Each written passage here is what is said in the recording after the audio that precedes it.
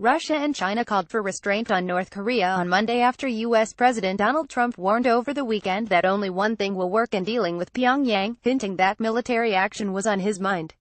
When asked what Russia made of Trump's comments, Kremlin spokesman Dmitry Peskov told the reporters on a conference call Moscow has called and continues to call on the parties involved in the conflict and on those who have anything to do with this issue to exercise restraint and to avoid any steps that would only worsen the situation.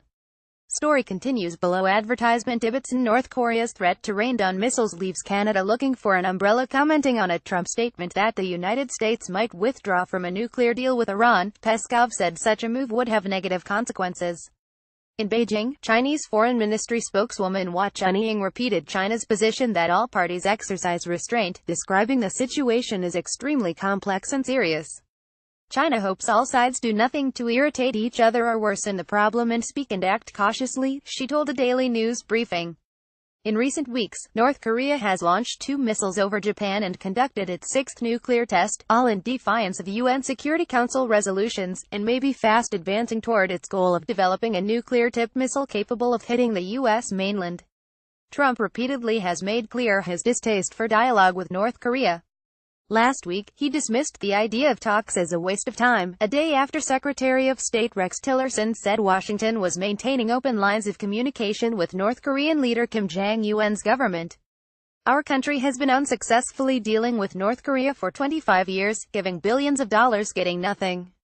Policy didn't work, the U.S. president said in a Twitter post on Monday. Story continues below. Advertisement Trump's comments seem to further suggest that military action was on his mind. On Saturday, Trump made a similar comment on Twitter about how negotiations have failed for 25 years and said only one thing will work with North Korea. U.S. Defense Secretary Jim Mattis on Monday told the U.S. Army to be ready with military options on North Korea, but emphasized that efforts to deal with Pyongyang were being led diplomatically.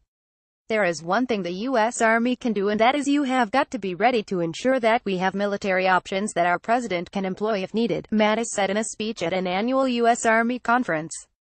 We currently are in a diplomatically led effort, and how many times have you seen the UN Security Council vote unanimously, now twice in a row, to impose stronger sanctions on North Korea, Mattis said.